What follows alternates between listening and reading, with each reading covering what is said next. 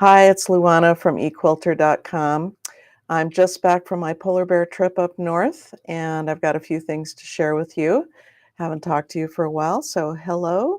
We're going into a holiday weekend. The world is crazy, and thank goodness we are quilters because we know what we can do this weekend to keep ourselves sane, right?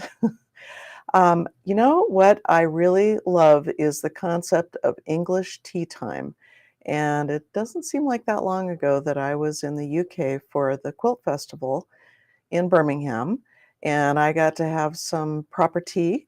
And of course, when I'm over there, I'm always noticing William Morris cushions and wallpaper and all kinds of William Morris things. A friend gave me a set of William Morris pins, for instance, from the Victoria and Albert Museum. So anyway, I just thought I'd start out with some of these beautiful British themed fabrics for you today. So first, I wanted to show you this new collection of tea themed fabrics from Elizabeth Studio. We recently got another tea time collection from Northcott, which I'm also going to remind you about in a minute. But I just wanted you to see that fortunately, we have these kind of fabrics coming in again. For a long time, we couldn't get any of these realistic vintage or retro looking teacup and teapot themes. And, you know, maybe many of you have what I have, which is a set of teacups from my grandmother and my mother, and I just adore those. I have a special 100-year-old china cabinet that I keep them in, and so I get really excited when we get these fabrics in again. And also with this new group is vintage teapots. And you may know that we live next to the Celestial Seasonings Tea Factory. Unfortunately, when the pandemic started, their little museum and cafe closed, but they did have a museum with a selection of teapots. And there are a lot of places around the world where you can visit collections of teapots and teacups. You may have noticed on my photo page, on my Flickr photo page, that I shared a lot of photos after my trip to the UK from my visit to the Worcester uh, Porcelain and Bone China Museum, which was a really fun exhibit and a little day spent at the museum looking at teacups and teapots and all kinds of fancy porcelain items. So, with that appreciation in mind, I just want to remind you that we have this collection for a few weeks now from Northcott, also of a vintage tea collection. So at the moment, it's kind of a thing here. We have a lot of bolts of fabrics with these beautiful pastel retro teacups and tea saucers and teapots out on the cutting tables. I know a lot of you have already ordered this, so here's a little bit more. But I wanted to also show you something that came in this week that I thought would go really well with these pastel retro tea groups, and that is these hydrangea petal blenders. Isn't that beautiful? I just thought these would go so well with these tea themed collections.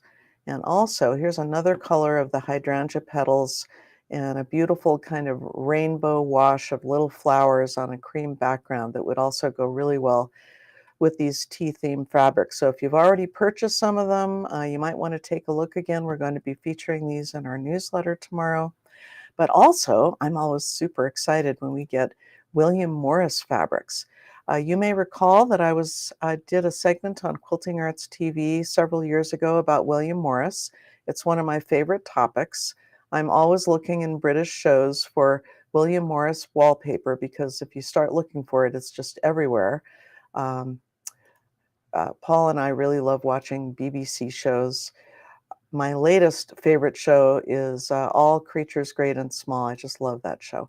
But anyway, here is the latest. I think it's called Wandle, William Morris interpretation. And you know, William Morris created all of these designs long ago, and they have been reimagined, rescaled, recolored so many times since I started this business 23 and a half years ago. And we've seen tiny William Morris, huge William Morris. Gosh, I've photographed uh, so many quilts at so many shows over the years that have been inspired by William Morris. So I know that it's one of your favorite topics too. And we have our tea towels that are imported from Ireland, and this is one of my favorite recent ones that we picked up with the Queen's passing. There was a lot of interest in these British themed fabrics and also tea towels. While we're talking about the tea towels, I just want to mention to you, we do still have these Thanksgiving and Christmas tea towels, which are really nice to pick up before the holidays come. So if you're placing an order in the next couple of weeks, you might want to snag one of these tea towels before they're gone. So let's see, I have a couple fun things to share with you. One is if you're a longtime customer, you know that we have carried chocolates in the wintertime. And actually, our first shipment of chocolate is on the way right now, and it will be arriving on Monday or Tuesday. So if you place orders over the weekend, you can snag some of the first holiday themed chocolates that are coming in. And we've got some drinking chocolates too by request. We've had some people request to have some of these high-end artisan chocolates and drinking chocolate as well. Some people would rather drink their chocolate instead of eating it. And then we'll have another order coming in about a week. We'll be restocking a lot of your favorite flavors from last year. So listen, I tell people this and they don't believe it. It's not unusual to have 5 or 10 bars of chocolate and a spool of thread or a little half yard of fabric in an order. What happens at Equilter stays at Equilter. We won't tell anybody about your chocolate aficionado tendencies, but we do get a kick out of those orders. So we expect to start seeing those orders coming in soon. We're putting them online by tomorrow, and you can start ordering this weekend. So, I just got back from this polar bear trip, and I had something really exciting happen this time. I was able to photograph a snowy owl. So I'm just going to share with you this image. We were on the road, and some totally eagle-eyed guide spotted on a far ridge this little pinpoint of white. And I got out my telephoto lens and I zoomed in on it and I took the photo and then I cropped it, and this is what I got. Now you just have to imagine that with the naked eye, this was literally a little tiny pinpoint of white way off in the distance. And yet here is the owl. I was so excited. And just keeping in mind that it was at a distance, I also managed to capture a couple photos of the owl in flight. We stayed until the owl took off and flew off into the distance. And I got these two photos. So that was something that I really wanted to do on this trip, and I got to do it. But also, of course, we saw bears. And I just want to share with you just a few of my bear photos. I'm just going through them now. On our first day, we basically hung out with a bear for a couple hours while we had lunch. And so we called this bear our lunch bear. It was a young female bear. And she put on such a show for us. It was just hilarious. She rolled around. She was like playing with her toes and doing yoga stretches and just basically being a ham. Of course, polar bears are top predators, so you wouldn't want to get down with them and tickle their toes. But from a distance, they're absolutely adorable and goofy. And look at those big paws. Oh my goodness. So she was a lot of fun to hang out with. And eventually she got tired of us and took off. But that was a very exciting end to the first day out there. So I will share some more photos with you. I don't know, you may be reading the newsletter as well, and if so, you may know that we saw Arctic foxes, we saw silver foxes, we saw Arctic hares, flocks of ptarmigans, and that was really a funny thing. Here, I'm going to take this off. I saw the biggest flock of ptarmigans, which are white, snowy ptarmigans. Their feathers change to white when winter comes. And this is the first time I heard them clucking, and some people call them snow chickens. And they make the funniest clucking noise. You can find it online if you're curious about it.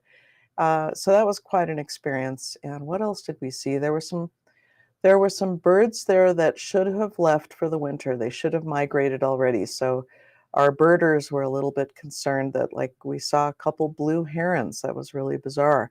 And we saw some caribou, and normally the caribou would have left by now. And our group also saw wolves, and this is really cool. I didn't realize that in the deepest part of winter, when the river freezes, there are moose that come across the river into the Churchill area and into the boreal forest, and the wolves follow them across the frozen river. So I've just found that every time I go there, I learn new things and I see new things. And this trip was no exception. I had a wonderful group of 10 quilters who traveled with me there, and we just had a fantastic time together. So let's see, I want to remind you also to look for our Facebook contest if you would like to show us some fall or autumn harvest or Thanksgiving themed quilt or project that you've made and post it on our Facebook page. We're going to have a drawing, a random drawing for a $50 gift certificate, and we're thinking about doing more of these kind of contests or drawings to encourage you to share your work with us because we love to see what you make with our eQuilter fabrics. So anyway, it's a changing of the seasons. We're going into the holidays, and that's an exciting time. So I hope you all have a fantastic weekend, either going to Halloween parties or sewing or thinking about getting ready for the holidays. And I'll come back and chat with you again soon. Have a great weekend.